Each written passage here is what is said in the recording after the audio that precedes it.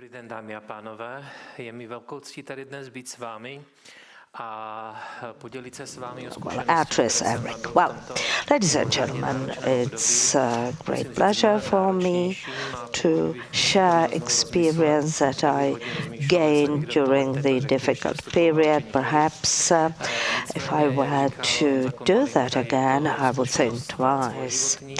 But it's an experience or lesson I learned for your whole life. And it's also an opportunity. Crisis is not only a problem, but an opportunity too. Well, now I'd like to talk about the infrastructure that I'm at the head of, European Advanced Translational Infrastructure in Medicine, which is a part and parcel of ERIC, that is European Innovation Consortium. Well, we have got involved in testing, we shared and joined large research infrastructure in the fight against pandemic. I would also like to talk about the development of diagnostic tools, and I'll present or introduce some other research infrastructures that will speak in the afternoon. So, I just want to highlight that we are up and running and do act as a complex as a set. What is it like, such an infrastructure? Well, it's a train that is composed of individual research infrastructures, individual scientists or researchers, and it runs on buildings or structures. In this case, it is the train. It's organized in the form of platforms like small molecules, in case of TRIS, MPMPs, imaging, biomarkers, vaccines, and all those 5 platforms actually get involved in trying to grapple with the COVID-19 associated crisis. Now, it is financed, I mean, it's by individual member states, and the train is led by a board of international or national directors with respect to research and coordination office, which is in Amsterdam. What is the objective? To translate scientific discoveries into medical practice or products. So we are very close to application, or at least in the field of biomedicine. I will not go to details because I don't have much time. The individual products like biomarkers, vaccines, etc., since this is highly regulated, have to meet many requirements. Like in case of drugs, there has to be first, clinical trials, first target selection, candidate phase 0, 1, 2, etc. And then it goes up to the proof of concept, that is discovery phase, exploratory, proof of concept, confirmatory phase. And all that is done by green and the commercial by pharmaceutical companies. TRIS has 10 institutes involved or establishments, and we are in charge of the coordination. I'm very happy we have former Minister Kopitsova, who actually signed the contract. That was the 1st of April 2010, but it was not the full stay. We were were granted the funds for the project. The investment, obviously, both that part from European Union as well as co-financing from the national budget was more than efficient and effective. So cost-effective coronavirus is a good example of the successful results and that it has simply paid off.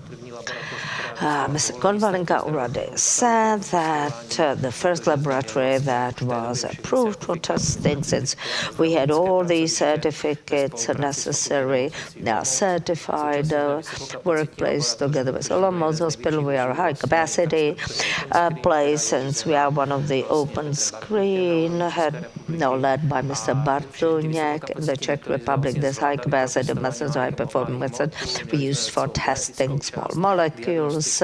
We had diagnostics, everything. So we launched the tests pretty soon, and we have still been testing, and perhaps never will put an end to that. So this wrap-up party or welfare party, I envy them. I don't think we'll ever have that. What were the challenges we had to do? Information tool, IT tool for academic facilities. We needed establishments. They had nothing they could use to control or rather manage this. We do data stewardship in medicine. That means collection, data mining, storing, etc. And in order to be able to analyze data, to have continuous access to it, we had to prepare a number or develop a number of platforms. Clean data, clinical data, pre-clean data from animal models and preclinical testing, all that is digitized. There is an open access there too, so it can be used without any obstacle. Motivation. Well, once we had the system ready to collect clinical data, and we knew the laboratory systems cannot simply cope with this COVID data. Therefore, we decided to simply just clean data portal and create the so-called COV-IT system. What made us do it? Because to begin with, we got all the samples with request form in a paper form. You have this request form which begs the vessel. Then in the best case, we had the birth day number. We could forget all the wrappings or whatever. It was brought in pails, buckets, literally said, which was impossible to work with, so we could not do that. We had to develop scanners and scan it, all those papers, and we had to enter it into laboratory IT or hospital IT. And just imagine that even if it takes 10 minutes to digitize one request in a paper form, it means 83 hours a day if you had 500 samples or specimen a day.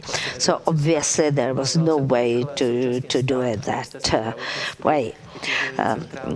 Therefore, we had a central system that was actually then run by the RPHA, COVID application forms done by Czech Army and military simply, and tested people had to receive the results through SMS. If you test 10,000 persons a day, and when the epidemic climaxed, it was almost 10,000 people tested a day. So you couldn't call 10,000 people, and 95% of the results were negative. To call them and tell them, well, you are negative, it would be a waste of time. So we developed this system of sending the negative results through SMS, and those couple of a few positive cases, of course, were people whom we called and informed. Now we still have the issuance of free from infection certificate that is in the form of an electronic doc. So I don't think we should go through all the data. It doesn't make sense, but apart from what I've already said, you can send automatically the results. You send it to ISIN database, USIS. You send SMSs on an hourly basis. You send the data and to the central management system of the smart quarantine, and also basic statistics are collected. It's very functional, very helpful, simply. It does work as an independent system, and a laboratory system, and it's also some sort of add-on to the existing laboratory system. And if someone doesn't have it, they can, get it, of course. Now, clean data.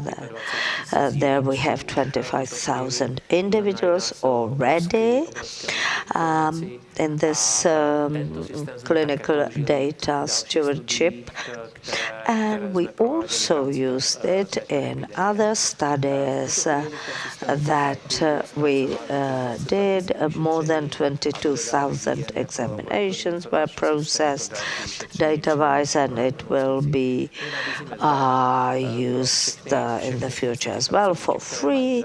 We offer that to any workplace who is interested through this CZ open access to RI. Now, we were involved in PREVAL, study on the immune rate in the Czech Republic. You have heard of it. That was an epidemiological study or evaluation across several cohorts. We did venous blood tests, and we took 9,000 plus 9,324 persons. We took blood tests in a week. In the Czech Republic, we tested 26,211, of whom 900 and plus in Olomouc region. I guess I shall never be involved in any large study or trial. I would like to thank everyone who got involved. I'm not talk about. I'm not gonna talk about the immune rate in any further details. Why have people got involved, or why were they included in the study or trial? There was a demand expressed across the regions, not only in Prague. Those 10,000 vacancies or vacant places we sold in a way. In a couple of hours. So there was an immense interest or demand for being included in the science, and that is important. Obviously, our general public supports science. Most people said they wanted to contribute to knowledge on new findings on COVID-19. Obviously, the general public is ready and willing to participate in the well-designed activities. And it's obvious Also in mapping the Czech genome, which we do with Charles Pospíšil and in other areas where persons or general public shows major interest in engaging. What were the conclusions? Well, I learned that this is feasible, can be done in the Czech Republic, and I guess we can be far more ambitious in cooperating with different cohorts, and we can get involved in such trials or evaluations. We also address this isolation or extraction system. I'm not going to go into details. We have fully automated system validated on roughly 5,000 patient samples. Specimen, the evaluation of this method, which is now done and ready, as a matter of fact, we are better off than the standard used, and we were subject to external quality control. The kit fully successful, so we are just as successful or at the same high level as any other laboratories in the world. In this country, we have great devices, diagnostic devices or equipment, but if an XYZ company tells you, well, we need the chemistry or chemical testing for our purposes in Germany, and we shall not simply export it, take it out of the country, then it's good for nothing. Now the strength has been proven of the open access, open systems. It is irreplaceable in crisis situations where we were, since the automatic systems, on the one hand you put a vial on one hand, and at the other hand you get the results, but all these devices stood still because they were not used. So the whole process was running for 2 months, and we succeeded in developing a method. We licensed it in our spin-off of the Olomouc University, and we also got a certification. So this is a certified product, and it's made into several types of packaging. It can be used routinely. It has been tested in several laboratories in open systems, which is great. So during a couple of months, if we can do this, usually the licensing contract takes about 6 months or more, and the certification authorities take a long time to answer you. So this, for me, is really a great lesson. Let me introduce some other infrastructures. I only have 3 minutes left. It will be more than 3 minutes. So there is infrastructure for biobanking, and all the materials are in the biobank. This is very, very valuable. There is Professor Valík, who also participated in the validation of rapid test in the pre-val system. And antibodies are also studied. So you can see the immunity rate. These are not only Dr. Valík's data, but worldwide. So the process of immunization is not the way to go, as we know. And then the quality and the pre-val system. Infrastructure for clinical testing, it's Dr. Demlova who's in charge, and infrastructure for evaluating, for clinical evaluation. And they have done several clinical studies, which are now underway. Our patients are in innovative treatment, or treatment that is comparable people. They can have remdesivir, leconavir, interferon, hydroxychloroquine, and others. This is very important. Thanks to the infrastructures, people have a chance to cure.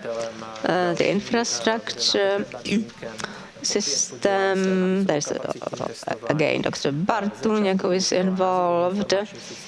First it was called an information system, then it developed the information system called Coronabase. They have done over 7,000 tests. Here you can see all the academic labs and the number of tests. And I think we are still the biggest site, and then the Institute of Molecular Genetics, the Czech infrastructure.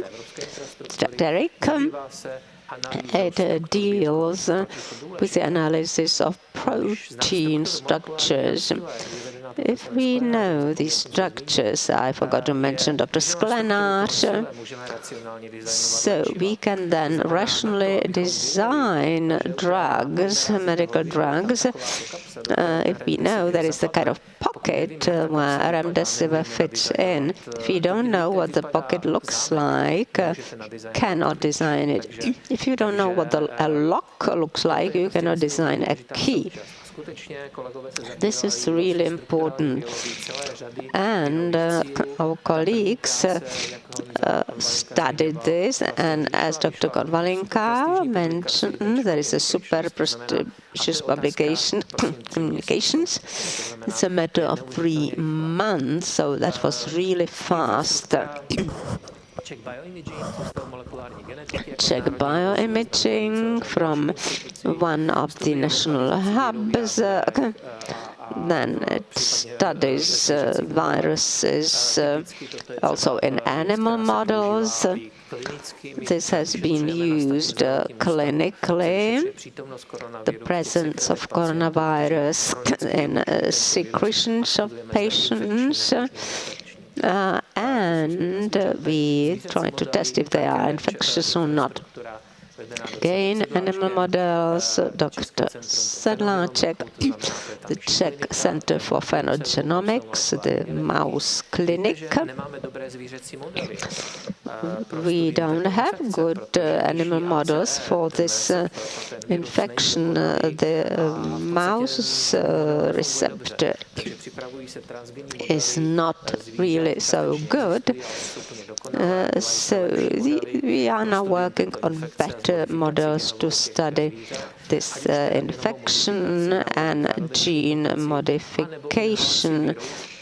For example, by inhaling the virus, the epithelial cells are transduced and the human receptor is overexpressed, and then the mouse becomes in fact susceptible to the virus.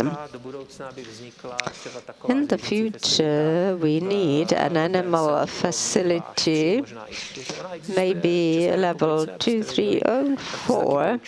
There is such a facility in the Czech Republic. Many companies ask for collaboration. We don't have the capacity to work with all of them. There is a company called Dintec for veterinary vaccines, including coronavirus. So it's not for the human vaccine, but there are many coronavirus diseases in animals, very relevant, like bovine coronavirus. The calves have a kind of cold, but an old cow can die. So it's a simulation situation that imitates a situation in human medicine. It was not meant pejoratively speaking about an old cow, but great assistance came from infrastructures, from InfraCZ and Elixir. They offer supercomputers and networks. Also, we were helped in the infrastructure, and infrastructure was built by them for our servers and everything we needed urgently to improve our capacity and connectivity. Our colleagues are also involved in many European initiatives for modeling the virus, measuring the effect of drugs. And last but not least, we have the social scientific infrastructures, several projects like SHARE. One of them is called Transformation of the Czech Society. The infection spread differently in Italy and here, also thanks to our social conventions. There are many hidden or latent things we should pay attention to. So, a long-term household survey has been used and some modifications in household behavior. All that has affected the dissemination of the virus. And we think even the participation in screening preventive programs is conditioned by convention, social status, and other factors, which technically we can have super screening programs for cancer, but if people don't turn up for the screening, it's no good. Conclusions. You can see research, infrastructures and institutions. They have flexibly responded to the solution of the crisis. They have turned out to be very flexible and adaptive. Commercial applications are already here. There'll be more of them. There was also a hackathon. I haven't mentioned the outcomes, but many of the outputs in collaboration with academic sites are really exceptional. A very rapid response of various institutions and the government. The government is often criticized for how it handled the crisis. But I know it's difficult to please the Czech population. We are always dissatisfied, and maybe that's why we are successful. Because if you are not satisfied, you are driven to achieve something. But I think the government has handled it well. Grant agencies have adapted, they opened new calls, and in many countries they can only dream about it. We had a teleconference with about 80 institutions across Europe. Italy, Spain, Sweden, much a different institution. So we should be really grateful. The matter is how it will be handled in the future. Research structures have become part of the infrastructure, so the Crisis Act does not have to be modified. Realistically, it has turned out that all these structures work. New strategies of COVID testing are being drafted. The importance of laboratories is described in this new draft. I hope we'll collaborate with colleagues in testing or in coping with other threats for public health. And I want to thank the huge team of people who have participated, also research infrastructures, ministries, agencies. They have been extremely welcoming, and I hope that the speed and welcoming spirit will stay with us.